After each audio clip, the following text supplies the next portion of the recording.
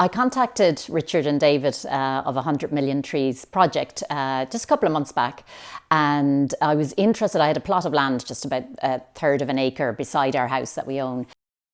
For ages I've kind of wanted to do something with it and plant trees and Irish native trees.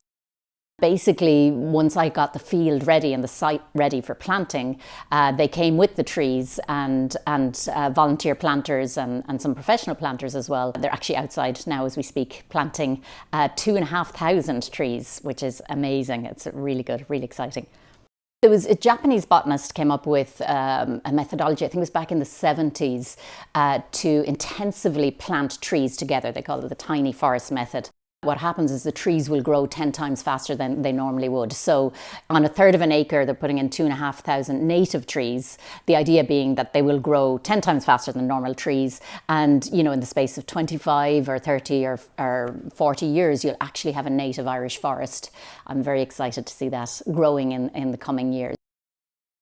It's a beautiful environment where we live, and there are lots of trees, and indeed there's an arboretum near us called Woodstock Gardens, which is fantastic in Inistioge. But we've lots of land. There's still lots of land and lots of green area.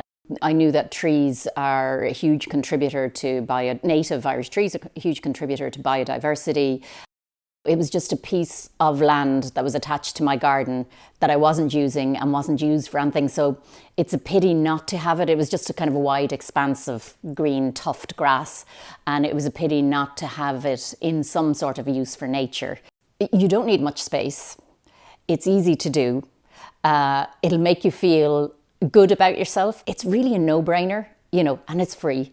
Anyone with any bit of space, I'd really recommend you to do it, whether it's in your garden, whether it's in a farm, whether it's community groups and they have a small bit of space outside of a community centre. And I think what surprised me about the whole process was how easy this was. You know, I literally sent an email into 100 Million Trees project, their website.ie, sent an email in, David and Richard got back to me immediately. And 2 months later, you know, I have a volunteer group of, you know, 10, 12 people here and professional planters planting 2,500 trees. So really, really easy to do. I'm going to call the forest after my two kids, Keela and Pablo, so it'll be Keela and Pablo's forest. And I love the thought of, you know, 50, 60, 70 years time, there's going to be a forest there named after them that they can come and enjoy and look at and, you know, realise how much biodiversity that forest brings to the area and brings to that particular field that was just sitting there doing nothing. And, you know, bar prepping the field, which wasn't a huge amount of work, I didn't have to do anything. Call the guys, they brought the trees, they brought the planters. So, you know, really it was easy. There was, you know, there's no reason why you wouldn't do it. Part of my interest in this obviously was nature and probably utilising space better in terms of kind of land that was laying idle. But definitely my motivator here was climate crisis. And, you know, it's an area we hear about left, right and centre on the news, on headlines, social media. And I think to a certain extent, people and myself, you get paralysed because it feels so big and feels like it's so much out there and what can I do about it? I'm one individual.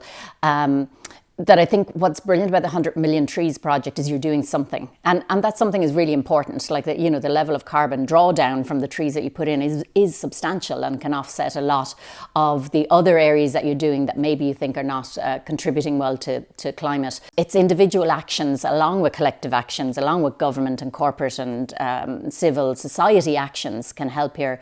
100 Million Trees project is a really good example of how individuals and groups of individuals can actually really help. I feel at least I'm doing something. And, you know, a lot of the crisis tipping points that they talk about is 2050. And in 2050, my kids will be 43 and 44.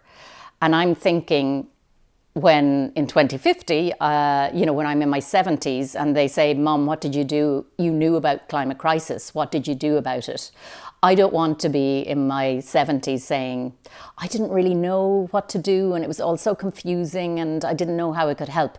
At least now I know I'm acting on it now in my own small way. And lots of people who are planting trees through 100 Million Trees project are doing the same as well. And at least I know I'm taking the small steps to try and help on a global collective level, help reduce global warming and help fight climate crisis and help with biodiversity.